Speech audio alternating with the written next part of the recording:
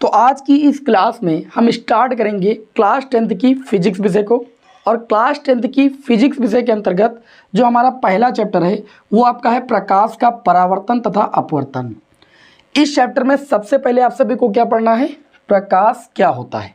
ठीक है, एक एग्जाम्पल की मदद से आप सभी लोगों को यहाँ पर हम समझाएंगे कि प्रकाश आखिर होता क्या है।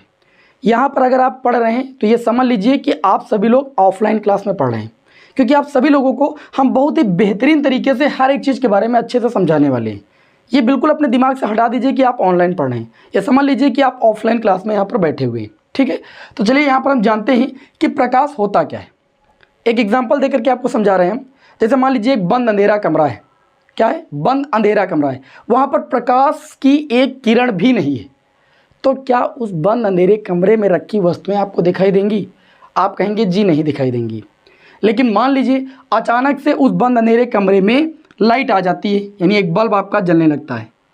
तो सबसे पहले जानते हो क्या होता है? सबसे पहले इस बल्ब से निकलने वाली विकिरण ऊर्जा या निकलने वाली किरणें उस कमरे में रखी जो वस्तुएं होती हैं, उस कमरे में रखी जो वस्तुएं होती हैं उन पर जाकर के पड़ती है। बात समझ रहे हो ना? जब अंधेरा था तो वस्तुएं नहीं दिखाई दे रही थी, लेकिन जब प्रकाश आ गया या लाइट आ गई, अचानक से बल्ब जलने लगा, मोमबत्ती जलने लगी, तो उससे निकलने वाली जो विकिरण ऊर्जा है, उससे निकलने वाली जो किरणें हैं, वो सबसे पहले जा करके उस कमरे में रखी वस्तुओं पर पड़ती हैं। और वस्तुओं पर पड़ने के पश्चात वहाँ से ये प्रकाश क्या होता है? परावर्तित होता है, और परावर्तित होकर के हमारी आँखों में पड़ता है और हमारी आंखों में दृष्टि संवेदना उत्पन्न करता है। तब जा करके उस कमरे में रखी सारी वस्तुएं हमें दिखाई देने लगती हैं। तो इस बात से आप क्या समझे? इस बात से हम ये समझे कि प्रकाश एक प्रकार का माध्यम का यहाँ पर कार्य कर रहा है। कौन से माध्यम का कार्य कर रहा है? वस्तुओं को दिखाने का कार्य कर रहा है। प्रकाश हमें स्वयं नहीं दिखता है, बल्कि वो वस्तुओं को दिखाता है। कैसे दिखाता है? जैसे यहाँ पर देखिए बल्ब जलने लगा, तो इससे निकलने वाला जो प्रकाश वो जाकर के सबसे पहले वस्तु पर पड़ा, और वस्तु पर पड़ने के बाद वो क्या हुआ? परावर्तित हुआ। ठीक, परावर्तन भी दो प्रकार का होता है। एक होता है अनियमित परावर्तन, या इसको बोलते हैं विसरित परावर्तन। यहाँ पर जब हमें वस्तुएं दिखाई देती हैं तो यहाँ पर कौन सा परावर्तन होता है? विसरित परावर्तन। ठीक है, तब जाकर के ये वस्तु हमें दिखाई देने लगी। तो कैसे वस्तु दिखाई देने लगी? प्रकाश के माध्यम, प्रकाश के द्वारा ही तो वस्तु दिखाई देने लगी। तो प्रकाश एक प्रकार का क्या हुआ? माध्यम हुआ, जिसके द्वारा हमें वस्तुएं दिखाई देती हैं। प्रकाश हमें स्वयं नहीं दिखता है। ठीक है, और प्रकाश विद्युत चुंबकीय तरंगों के रूप में चलता है। विद्युत चुंबकीय तरंग आप कक्षा 9 में पढ़ चुके हैं, जिनके संचरण के लिए या जिनके गमन के लिए किसी भी भौतिक माध्यम की आवश्यकता नहीं होती है। ठीक है, और ये जो प्रकाश है ये निर्वात में भी चल सकता है। जब किसी भौतिक माध्यम की आवश्यकता ही नहीं होती है तो ये निर्वात में भी गमन कर सकता है। और प्रकाश की चाल सबसे ज़्यादा निर्वात में ही होती है। निर्वात क्या होता है? एक ऐसा स्थान होता है जहाँ पर वायु ना पाई जाए। तो आप यहाँ पर लिख भी सकते हैं। ठीक है, आप सभी लोग हेडिंग लगा लेना, प्रकाश। प्रकाश क्या है तो आप बताएंगे प्रकाश एक प्रकार की विद्युत चुंबकीय तरंग है, या प्रकाश एक विकिरण ऊर्जा है जो हमारी आंखों में दृष्टि संवेदना उत्पन्न करती है और हमें वस्तुएं दिखाई देती हैं। सबसे आसान परिभाषा है प्रकाश की। ठीक है, आप लिख सकते हैं वह विकिरण ऊर्जा जो हमारी आंखों में दृष्टि संवेदना उत्पन्न करती है, प्रकाश कहलाता है। ठीक है, या आप ऐसा लिख सकते हैं कि प्रकाश एक प्रकार की विद्युत चुंबकीय तरंग है जो हमारी आंखों में दृष्टि संवेदना उत्पन्न करता है और हमें वस्तुएं दिखाई देती हैं। जो प्रकाश की तरंगदैर्घ्य होती है, यहाँ पर आपको इंपॉर्टेंट पॉइंट लिख करके हम बता दे रहे हैं। प्रकाश की जो तरंगदैर्घ्य होती है वो आपको यहाँ पर लिख करके बता दे रहे हैं। प्रकाश की जो तरंगदैर्घ्य होती है आप लिख लेना। ठीक है, प्रकाश की तरंगदैर्घ्य, प्रकाश की तरंगदैर्घ्य कितनी होती है? कई बार एग्जाम में भी पूछा गया है। प्रकाश की जो तरंगदैर्घ्य होती है वो आपकी होती है 3900 एंगस्ट्रॉम से 7800 एंगस्ट्रॉम होती है। आप पूछेंगे एंगस्ट्रॉम क्या है? एंगस्ट्रॉम दूरी का मात्रक है, और एक एंगस्ट्रॉम बराबर कितना होता है? तो आप लिख लेना, जहां एक एंगस्ट्रॉम बराबर 10 की घात -10 मीटर होता है। कितना होता है? 10 गुणे 10 की पावर -10 मीटर होता है। एक एंगस्ट्रॉम बराबर 10 की घात -10 मीटर होता है। ठीक है, प्रकाश की तरंगदैर्घ्य कितनी होती है? 3900 एंगस्ट्रॉम से 7800 एंगस्ट्रॉम होती है। आप ये भी लिख सकते हैं कि प्रकाश हमें स्वयं नहीं दिखता है, बल्कि क्या करता है? वस्तुओं को दिखाता है। ठीक है, दूसरी बात, प्रकाश अभी हमने बताया कि प्रकाश सबसे तेजी के साथ किस माध्यम में चलता है? निर्वात में चलता है। निर्वात कैसा स्थान होता है? वह स्थान होता है जहाँ पर वायु नहीं पाई जाती है। ठीक, तो निर्वात में प्रकाश की चाल सबसे ज़्यादा होती है। कोई पूछे प्रकाश की चाल सबसे ज़्यादा कहाँ होती है? निर्वात में। निर्वात क्या होता है? एक ऐसा स्थान जहाँ पर वायु ना पाई जाए। तो निर्वात में प्रकाश की चाल आप लिख लीजिएगा। निर्वात में प्रकाश की चाल, निर्वात में प्रकाश की चाल, निर्वात में प्रकाश की चाल कितनी होती है? 3 × 10 की पावर 8 मीटर प्रति सेकंड होती है। कितनी होती है? 3 × 10⁸ मीटर प्रति सेकंड। सबसे ज़्यादा प्रकाश की चाल निर्वात में होती है। उसके बाद जो अन्य पदार्थिक माध्यम जैसे जल ले लीजिए, कांच ले लीजिए, ठीक है, इनमें जो प्रकाश की चाल होती है वो इससे कुछ कम होती है। जैसे जल में कितनी होती है आपको बता दें, जल में जो प्रकाश की चाल होती है वो आपकी होती है 2.25 × 10⁸ मीटर प्रति सेकंड। अच्छा, जैसे मैंने आपको बताया कि निर्वात में प्रकाश की चाल 3 × 10⁸ मीटर प्रति सेकंड होती है। इसका मतलब आप समझते हैं, इसका मतलब है 3 लाख किलोमीटर प्रति सेकंड। ठीक है, 3 लाख किलोमीटर प्रति सेकंड भी आप लिख सकते हैं। 3 लाख किलोमीटर प्रति सेकंड का मतलब ये है कि निर्वात में 1 सेकंड में जो प्रकाश है वो 3 लाख किलोमीटर की दूरी तय करता है। ठीक है, तो सबसे ज़्यादा प्रकाश की चाल कहाँ होती है, किस माध्यम में? निर्वात में। ठीक है, फिर उससे कम जल में भी होती है, फिर इससे कम अन्य पदार्थिक माध्यमों में भी होती है। ठीक है, मतलब सबसे ज़्यादा निर्वात में, फिर उससे कम अन्य पदार्थिक माध्यमों में। तो समझ में आ गई बात, प्रकाश क्या है? तो आप समझ गए कि प्रकाश एक प्रकार की विकिरण ऊर्जा है या एक प्रकार की विद्युत चुंबकीय तरंग है जो हमारी आंखों में दृष्टि संवेदना उत्पन्न करती है और हमें वस्तुएं दिखाई देती हैं। प्रकाश स्वयं हमें नहीं दिखता है बल्कि वस्तुओं को दिखाता है। प्रकाश की जो तरंग दैर्ध्य होती है वो 3900 एंगस्ट्रॉम से 7800 एंगस्ट्रॉम होती है। 1 एंगस्ट्रॉम बराबर 10⁻⁻10 मीटर होता है। अगली बात, प्रकाश निर्वात में भी चल सकता है और निर्वात में प्रकाश की चाल सबसे ज़्यादा होती है। कितनी होती है? 3 लाख किलोमीटर प्रति सेकंड या 3 × 10⁸ मीटर प्रति सेकंड। जल में जो प्रकाश की चाल होती है वो 2.25 × 10⁸ मीटर प्रति सेकंड होती है। क्लियर हुई इतनी बात? इसके बाद आप सभी लोगों को यहाँ पर आगे हम बताएंगे प्रदीप्त वस्तुएं। ठीक है, प्रदीप्त वस्तुएं क्या होती हैं आप लोगों को जानकारी के लिए बता देते हैं। प्रदीप्त वस्तुएं क्या होती है, अगली हेडिंग आप लगा सकते हैं। और नंबर 2 पर अदीप्त वस्तुएं। ठीक है, प्रदीप्त वस्तुएं क्या होती हैं और अदीप्त वस्तुएं से आप क्या समझते हैं? प्रदीप्त वस्तुओं का मतलब होता है जो वस्तुएं स्वयं प्रकाश उत्पन्न करें। प्रदीप्त, जो वस्तुएं स्वयं प्रकाश, उजाला, दीप का मतलब क्या? उजाला या प्रकाश उत्पन्न करें, वे वस्तुएं क्या कहलाती हैं? प्रदीप्त वस्तुएं। जैसे मोमबत्ती ले लीजिए, मोमबत्ती ले लीजिए, टॉर्च का बल्ब ले लीजिए, ठीक है, ठीक है, सूर्य ले लीजिए। क्या करता है? ये वस्तुएं, ये क्या है भाई? ये स्वयं प्रकाश उत्पन्न करते हैं। तो इन वस्तुओं को हम क्या कहेंगे? प्रदीप्त वस्तुएं कहेंगे। अदीप्त वस्तुएं क्या होती हैं? ऐसी वस्तुएं जो स्वयं प्रकाश उत्पन्न नहीं करती हैं, वे वस्तुएं क्या कहलाती हैं? अदीप्त वस्तुएं कहलाती हैं। अदीप्त वस्तुओं में याद रखिएगा चंद्रमा। चंद्रमा के पास अपना स्वयं का प्रकाश नहीं होता है बल्कि सूर्य के प्रकाश से चमकता है। ठीक है, तो अदीप्त वस्तुओं में क्या बताया गया? वे वस्तुएं जो स्वयं प्रकाश उत्पन्न नहीं करती हैं। तो चंद्रमा स्वयं प्रकाश उत्पन्न नहीं करता है, इसलिए इसको अदीप्त में रखा गया है। चंद्रमा ले लीजिए, मेज ले लीजिए, किताब ले लीजिए, ये वस्तुएं क्या है भाई? प्रकाश उत्पन्न नहीं करती हैं, इसलिए इन वस्तुओं को हम क्या कहते हैं? अदीप्त वस्तुएं कहते हैं। बात समझ में आ गई कि नहीं समझ में आ गई? प्रदीप्त वस्तुएं भी जान गए और आप अदीप्त वस्तुएं भी जान गए। ठीक है, अच्छा, अगर पूछ लिया जाए कि प्रकाश के गुण बताइए तो आप बहुत सारे गुण बता सकते हैं। पहला गुण, प्रकाश हमेशा सीधी रेखा में चलता है। इस बात की पुष्टि आप कैसे करेंगे कि प्रकाश सीधी रेखा में चलता है? प्रकाश सीधी रेखा में चलता है, आप देखिए कैसे। जैसे मान लीजिए आप टॉर्च ले लीजिए, टॉर्च जलाइए और जो प्रकाश निकल रहा है टॉर्च से उसके मार्ग में किसी भी वस्तु को रख दीजिए तो सामने आप देखेंगे उस वस्तु की छाया बन जाती है। इसका मतलब प्रकाश सीधी रेखा में चल रहा था तभी उसकी छाया उधर बन गई। समझ गए कि नहीं समझ गए? तो प्रकाश क्या है? प्रकाश की पहली क्वालिटी या पहला गुणधर्म, पहली प्रॉपर्टी में लिखेंगे कि प्रकाश सीधी रेखा में चलता है। अच्छा, और कुछ बताना हो तो आप बता सकते हैं। प्रकाश में परावर्तन का गुण पाया जाता है। आपने देखा होगा शीशे को चमकाते हुए दर्पण को, आपने प्रकाश देखा, आया दर्पण पर पड़ा, वापस हुआ। परावर्तन का मतलब वापस होना। ठीक है, तो प्रकाश में परावर्तन का गुण भी पाया जाता है। प्रकाश में अपवर्तन का गुण भी पाया जाता है। प्रकाश एक विद्युत चुंबकीय तरंग है।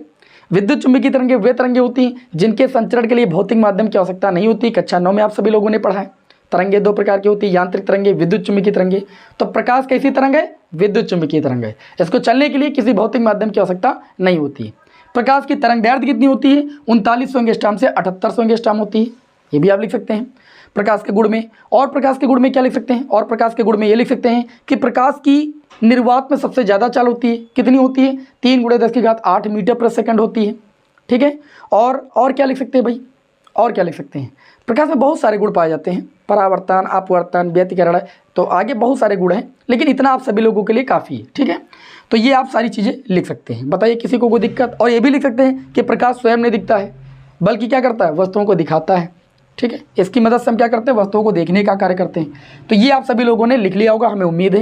इसका स्क्रीनशॉट आप सभी लोग ले सकते हो। फिर हम चलिए आप लोगों को बता देते हैं प्रकाश का परावर्तन क्या होता है। अब चलिए यहाँ पर हम जानते हैं, अगली हेडिंग आप लगा सकते हैं कि प्रकाश का परावर्तन। ठीक है, चैप्टर का भी नाम है प्रकाश का परावर्तन तथा अपवर्तन। तो चलिए यहाँ पर हम प्रकाश की एक घटना पढ़ते हैं, प्रकाश का परावर्तन क्या होता है।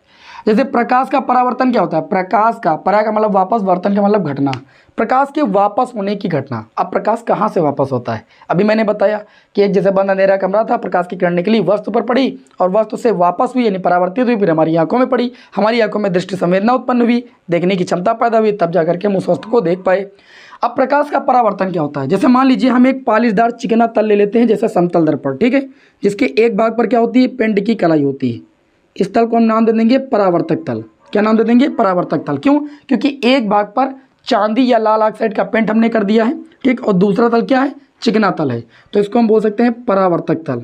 क्या बोल सकते हैं, परावर्तक तल। और इस परावर्तक तल पर एक अभिलंब खींच लेते हैं। अभिलंब क्या होता है, अभिलंब वह रेखा होती है जो किसी तल से 90 डिग्री का कोण बनाती है। तो हमने एक अभिलंब खींच लिया है, इसको इंग्लिश में बोलते हैं नॉर्मल, हमने लिख दिया यहाँ पर अभिलंब। ठीक है, तो प्रकाश का परावर्तन होता क्या है, प्रकाश का परावर्तन ये होता है कि जब किसी पॉलिशदार चिकने तल पर, जैसे समतल दर्पण पर, ठीक है, कोई प्रकाश की किरण आपतित की जाती है, ये मैंने आपतित कर दी, ये प्रकाश की किरण आपतित हो रही है, इस किरण को नाम देंगे आपतित किरण। ठीक है, आपतित किरण। तो ये प्रकाश किरण जैसे ही इस पॉलिशदार चिकने तल पर आपतित होगी, तो जितने कोण के साथ ये आपतित होगी उतने कोण के साथ ये रिफ्लेक्ट हो जाएगी यानी वापस हो जाएगी। इस किरण को हम कहते हैं परावर्तित किरण और इस घटना को हम कहते हैं प्रकाश का परावर्तन। ठीक है, तो प्रकाश का परावर्तन में आप सभी को क्या लिखना है, पहले मेरी बात को सुनिएगा, आप हेडिंग लगा के लिख लीजिएगा, इसका फिगर बना लीजिएगा बहुत अच्छे से, हर एक बात आपको समझ में आएगी। तो प्रकाश का परावर्तन क्या होता है, प्रकाश का किसी पॉलिशदार चिकने तल जैसे दर्पण पर पड़कर क्या होता है, पुनः उसी माध्यम में वापस होने की जो घटना होती है वो प्रकाश का परावर्तन कहलाती है। प्रकाश का किसी पॉलिशदार चिकने तल जैसे दर्पण या समतल दर्पण पर पड़कर पुनः उसी माध्यम में वापस होने की घटना को हम प्रकाश का परावर्तन कहते हैं। बात समझ में आ गई। ठीक, अब इसमें जो प्रकाश किरण आपतित हो रही होती है इसको आपतित किरण बोलते हैं, और जिस बिंदु पर ये आपतित होती है सारी किरणें, इस बिंदु को कहते हैं आपतन बिंदु। क्या कहते हैं भाई, आपतन बिंदु। ठीक है, और यहाँ पर ध्यान रखिएगा, आपतित किरण और अभिलंब के बीच जो कोण बनता है इस कोण को कहते हैं आपतन कोण, इंग्लिश में बोलते हैं इंसिडेंट एंगल, इसलिए इसको आई से व्यक्त करते हैं। अभिलंब और परावर्तित किरण के बीच जो कोण बनता है इसको कहते हैं परावर्तन कोण। ठीक, क्या इसको कहते हैं, परावर्तन कोण। इसको आर से लिखते हैं, परावर्तन कोण इसे कहते हैं, और इसे कहते हैं आपतन कोण। बात को समझ में आ रही। ठीक, तो आपतन कोण की परिभाषा जब भी कोई पूछेगा तो आप कहेंगे आपतित किरण और अभिलंब के बीच बने कोण को आपतन कोण कहते हैं, परावर्तित किरण और अभिलंब के बीच बने कोण को परावर्तन कोण कहते हैं। परावर्तन कोण को आर से लिखते हैं और आपतन कोण को आई से लिखते हैं। तो हमें उम्मीद है सभी लोगों को प्रकाश का परावर्तन समझ में आ गया होगा। ठीक है, प्रकाश का परावर्तन क्या होता है, प्रकाश का किसी पॉलिशदार चिकने तल जैसे दर्पण पर पड़कर पुनः उसी माध्यम में वापस होने की घटना को हम प्रकाश का परावर्तन कहते हैं। ठीक है, तो इस तरीके से प्रकाश के परावर्तन की परिभाषा हो गई। प्रकाश का परावर्तन भी भैया दो प्रकार का होता है, भी आप लोगों को अच्छे से समझाएंगे। इसके बाद आपको अगली हेडिंग लगा लेना है परावर्तन संबंधी नियम। क्या हेडिंग लगाना है, प्रकाश के परावर्तन संबंधी नियम। ये बहुत ही इंपॉर्टेंट बात है। तो प्रकाश के परावर्तन संबंधी नियम में आपको पहला नियम क्या बताना है, इस चित्र को अगर आप समझ गए तो पहला नियम आराम से बता सकते हैं। प्रकाश का परावर्तन संबंधी पहला नियम ये होता है, आपतित किरण, ये जो किरण आपतित हो रही और जो ये किरण वापस हो रही है इसको बोलते हैं परावर्तित किरण, और जो ये अभिलंब है जो इस तल के साथ 90 डिग्री का कोण बना रहा है। ठीक है, आपतित किरण, परावर्तित किरण और जो अभिलंब होता है ये तीनों कहाँ होते हैं, एक ही तल या एक ही बिंदु पर स्थित होते हैं। पहला नियम आप सभी लोगों को लिखना है, आपतित किरण कामा परावर्तित किरण तथा अभिलंब तीनों एक ही तल में स्थित होते हैं। ये प्रकाश का परावर्तन संबंधी पहला नियम सुन लिया आप सभी लोगों ने। आपतित किरण, परावर्तित किरण और अभिलंब ये तीनों एक ही तल में स्थित होते हैं। ये प्रकाश का परावर्तन संबंधी पहला नियम हो गया। दूसरे नियम में आप सभी लोगों को क्या लिखना है, दूसरे नियम में मैंने कहा कि प्रकाश किरण जितने कोण पर आपतित होगी, जैसे मान लीजिए 30 डिग्री के कोण पर आपतित हो रही तो ये 30 डिग्री के कोण पर परावर्तित भी होगी यानी वापस भी होगी। आप लिखेंगे दूसरे नियम में, आपतन कोण सदैव परावर्तन कोण के बराबर होता है। आपतन कोण सदैव परावर्तन कोण के बराबर होता है। ठीक है, ये प्रकाश का परावर्तन संबंधी दूसरा नियम है।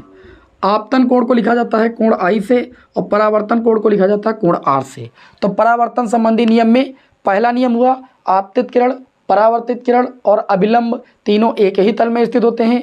दूसरे नियम में लिखना है आपतन कोण सदैव परावर्तन कोण के बराबर होता है, अर्थात कोण I बराबर कोण R। तो ये हो गए आपके परावर्तन संबंधी नियम। हमें उम्मीद है कि आपको हर एक बात अच्छी तरीके से समझ में आ गई होगी।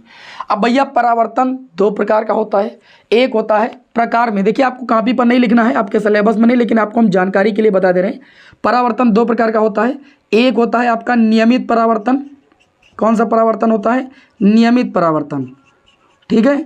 और आपका एक दूसरा होता है अनियमित परावर्तन। नियमित परावर्तन और अनियमित परावर्तन, इसको बोलते हैं विसरित परावर्तन। क्या बोलते हैं? विसरित। विसरित का मतलब चारों दिशाओं में फैलना, ठीक है। तो मैं आपको एक बहुत ही अच्छे एग्जाम्पल की मदद से नियमित परावर्तन और अनियमित परावर्तन को समझा देता हूँ। काफ़ी सारे टीचर इस बात को नहीं समझाते हैं। इस बात को समझने से परावर्तन का पूरा कॉन्सेप्ट आपके दिमाग में बैठ जाएगा। नियमित परावर्तन क्या होता है? जैसे मान लीजिए तल आपका क्या है? समतल है। समतल और एक भाग पर पेंट की कलाई है। जैसे समतल दर्पण पर मैंने यहाँ पर प्रकाश का परावर्तन दिखाया, तो ये आपका नियमित परावर्तन कहलाता है। इसमें किरणें अगर आप ऐसे डालेंगे, समांतर किरणें, ठीक, तो किरणें जो परावर्तित होंगी वो भी एकदम समांतर ही परावर्तित होंगी। कहने का मतलब जितने डिग्री के कोण पर आप प्रकाश किरणों को आपतित करेंगे उतने डिग्री के पर प्रकाश की किरणें क्या हो जाएंगी? परावर्तित हो जाएंगी। मतलब किरणें समांतर आपतित होंगी और समांतर ही परावर्तित होंगी, ठीक है। और नियमित परावर्तन में ही चकाचौंध हमें लगती है। समझ पा रहे हो कि नहीं? अनियमित परावर्तन हम दैनिक जीवन में देखें अगर, तो जब हम वस्तुओं को देखते हैं तो विसरित या अनियमित परावर्तन के माध्यम से ही देखते हैं।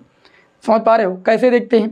जैसे हम किसी वस्तु को देख रहे हैं, दीवालों से, दीवार अगर हमें दिखाई दे रही तो प्रकाश के माध्यम से ही तो दिखाई दे रही, तो इस पर जो प्रकाश पड़ रहा है, पड़ने वाला प्रकाश जो है वो नियमित परावर्तित नहीं हो रहा है बल्कि विसरित हो रहा है, मतलब सभी दिशाओं में फैल रहा है। इसीलिए हमारी आंखों पर जोर नहीं पड़ता है, ठीक है। हम क्या करते हैं? स्क्रीन पर देखते हैं, मोबाइल की स्क्रीन पर, तो हमारी आंखों पर क्या होता है? प्रभाव इसका पड़ता है, क्योंकि वहाँ पर जो प्रकाश का परावर्तन होता है नियमित परावर्तन होता है, चिकने तल से होता है, ठीक है। इसलिए वहाँ पर आंखों में क्या होता है? दर्द भी महसूस होने लगता है स्क्रीन पर ज़्यादा देर देखने से, ठीक। लेकिन अगर हम कोई वस्तुएं देख रहे हैं तो हमें देखो, कमरे में कोई भी वस्तु देख रहे हैं, ठीक, दीवार को देख रहे हैं, ठीक, तो हमारी आंखों में कोई दर्द नहीं। किताब को हम पढ़ते हैं तो ज़्यादा दिक्कत नहीं होती है, लेकिन मोबाइल पर अगर हम PDF खोल के पढ़ने लगे तो दिक्कत होने लगती है, क्योंकि मोबाइल की स्क्रीन से जो प्रकाश का परावर्तन हो रहा है वो नियमित हो रहा है, ठीक है। वहाँ पर किरणें समांतर चल रही हैं, आंखों पर प्रभाव डाल रही हैं। लेकिन जब किताब में पढ़ते हैं तो इतना ज़्यादा प्रभाव नहीं पड़ता है।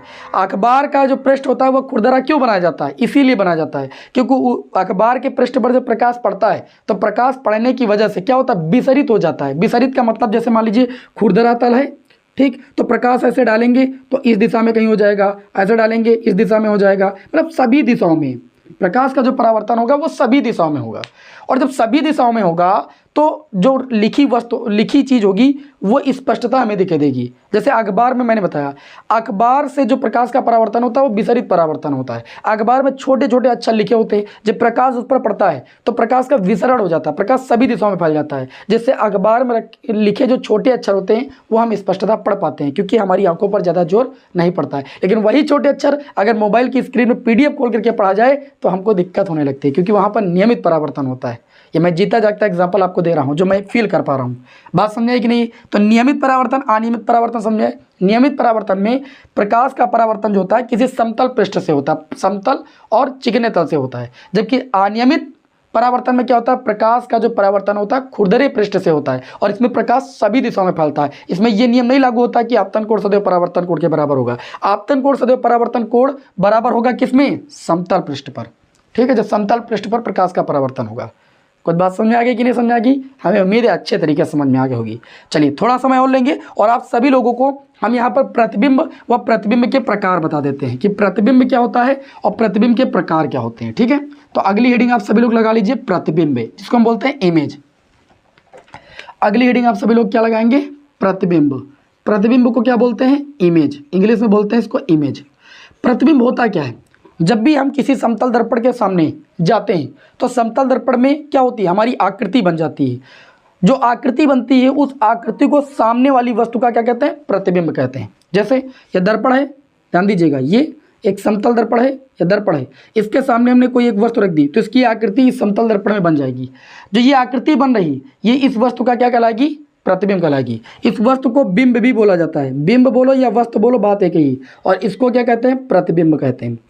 तो प्रतिबिंब की एक परिभाषा तो ये हो गई कि जब हम दर्पण के सम्मुख किसी वस्तु को रखते हैं या बिंब को रखते हैं तो उस बिंब या वस्तु की आकृति उस दर्पण में बन जाती है और इस आकृति को इस बिंब व वस्तु का क्या कहते हैं, प्रतिबिंब कहते हैं। लेकिन फिजिक्स में आपको परिभाषा लिखनी कौन सी है ये समझ लीजिए, ठीक है। तो प्रतिबिंब की परिभाषा होती क्या, देखिए प्रतिबिंब कैसे बनता है ये भी समझ लीजिए। देखिए प्रतिबिंब ऐसे यहाँ पर दर्पण में नहीं बनेगा, जब प्रकाश आएगा प्रकाश स्रोत से, प्रकाश की किरण इस वस्तु पर पड़ेगी और वस्तु पर पड़ने के पश्चात जाकर के इस दर्पण पर पड़ेगी और दर्पण पर जब पड़ेगी तो दर्पण पर क्योंकि एक भाग परपेंडिकुलर है तो प्रकाश किरण क्या होगी, वापस होगी और वापस होने के पश्चात ये किरणें जहाँ पर मिलती हैं, बहुत सारी प्रकाश किरणें यहाँ पर चलती हैं, हर एक बिंदु से ये सारी प्रकाश किरणें चलती हैं और दर्पण पर पड़ने के बाद ये परावर्तित होती हैं, फिर एक बिंदु पर मिलती हैं और जहाँ मिलती है वहीं पर इस वस्तु का क्या बनता है, प्रतिबिंब बनता है। समझ पा रहे हो ना। इमेजिन करो कि अभी मान लीजिए जो दर्पण है इसके पीछे वाले भाग पर जहाँ पेंट की कलाई है, थोड़े से भाग में पेंट की कलाई छुड़ा दें हम, ठीक है, तो जहाँ जैसे वस्तु रखेंगे तो उस भाग में क्या होगा, प्रतिबिंब नहीं बनेगा जहाँ पर पेंट छूटा होगा। कारण क्योंकि उसमें प्रकाश किरण परावर्तित होकर के मिल ही नहीं रही बल्कि अपवर्तित हो रही है। तो जब अपवर्तित होगी तो किरणें मिलेंगी नहीं और मिलेंगी नहीं तो प्रतिबिंब बनेगा नहीं। तो हमारे कहने का मतलब है कि अगर हम दर्पण के सम्मुख किसी भी वस्तु को रखते हैं तो वस्तु से किरणें चलती हैं, पहले प्रकाश आता है, वस्तु पर पड़ता है, वस्तु से किरणें चलती हैं और चलने के पश्चात ये परावर्तित होती हैं क्योंकि दूसरे भाग पर पिंड की कलाई है और परावर्तित होने के पश्चात जिस बिंदु पर मिलती है या मिलती हुई प्रतीत होती है उस बिंदु को, उस सामने रखी वस्तु का हम प्रतिबिंब कहते हैं। ठीक, तो ये हो गई प्रतिबिंब की परिभाषा। प्रतिबिंब कितने प्रकार का होता है, प्रतिबिंब दो प्रकार का होता है। एक होता है रियल इमेज जिसको हम बोलते हैं वास्तविक प्रतिबिंब और एक होता है आपका आभासी प्रतिबिंब जिसको हम बोलते हैं वर्चुअल इमेज। दूसरा क्या होता है आपका आभासी प्रतिबिंब जिसको हम बोलते हैं वर्चुअल इमेज। आभासी प्रतिबिंब क्या होता है और वास्तविक प्रतिबिंब की परिभाषा में क्या लिखना है, कुछ भी नहीं, बिल्कुल बारीक सा अंतर है। वास्तविक प्रतिबिंब को हम पर्दे पर प्राप्त कर सकते हैं, इसे पर्दे पर प्राप्त किया जा सकता है और आभासी प्रतिबिंब को पर्दे पर प्राप्त नहीं किया जा सकता है। ऑप्शन में भी आता है। वास्तविक प्रतिबिंब क्या होता है, वास्तविक प्रतिबिंब में आपको बोलना है किसी बिंदु वस्तु से चलने वाली प्रकाश किरणें, वस्तु से प्रकाश किरणें चलेंगी, किसी बिंदु वस्तु से चलने वाली प्रकाश किरणें। पहले प्रतिबिंब की परिभाषा सुन लीजिए। प्रतिबिंब की परिभाषा में लिखना है किसी बिंदु वस्तु से चलने वाली प्रकाश किरणें दर्पण पर परावर्तन के पश्चात जिस बिंदु पर मिलती हैं या मिलती हुई प्रतीत होती हैं उस बिंदु वस्तु को उस वस्तु का क्या कहते हैं, प्रतिबिंब कहते हैं। अब आपको अगली हेडिंग डालना है वास्तविक प्रतिबिंब। वास्तविक प्रतिबिंब की परिभाषा में लिखना है किसी बिंदु वस्तु से चलने वाली, वही चीज लिखना है, किसी बिंदु वस्तु से चलने वाली प्रकाश किरणें दर्पण पर परावर्तन के पश्चात जिस बिंदु पर वास्तव में मिलते हैं उस बिंदु को उस वस्तु का वास्तविक प्रतिबिंब कहते हैं। क्लियर इतनी बात। आभासी प्रतिबिंब में क्या बोलना है, किसी बिंदु वस्तु चलने वाली प्रकाश किरणें दर्पण पर परावर्तन के पश्चात जिस बिंदु पर मिलती हुई प्रतीत होती है उस बिंदु को उस वस्तु का आभासी प्रतिबिंब कहते हैं। आभासी प्रतिबिंब में प्रकाश किरणें परावर्तन के पश्चात मिलती हुई प्रतीत होती हैं और वास्तविक प्रतिबिंब में परावर्तन के पश्चात मिलती हैं। ठीक, और अगर मिलेंगी तो वास्तविक प्रतिबिंब बनेगा, मिलती हुई प्रतीत होंगी तो आभासी प्रतिबिंब बनेगा। फिर आगे नोट करके लिख लेना, वास्तविक प्रतिबिंब को पर्दे पर प्राप्त किया जा सकता है और आभासी प्रतिबिंब को पर्दे पर प्राप्त नहीं किया जा सकता है। आपको अगर इस लेक्चर का नोट्स चाहिए तो आप हमारे टेलीग्राम चैनल, टेलीग्राम नहीं चलाते हैं तो ज्वाइन कर लीजिए, टेलीग्राम इंस्टॉल कर लीजिए और आप सर्च कर लीजिए बालाजी स्टडी मोशन। ठीक है, बालाजी स्टडी मोशन, उस पर आपको हमारा लोगो भी मिल जाएगा और उस पर चैनल को ओपन करके ज्वाइन हो जाइएगा, वहाँ पर आपको इसकी PDF मिल जाएगी। तो आप सभी लोगों को बेस्ट ऑफ लक। क्लास कैसी लगी हमें कमेंट बॉक्स में ज़रूर बताइएगा। बाकी नेक्स्ट क्लास में आप सभी लोगों को हम मिलते हैं। जय हिंद, वंदे मातरम।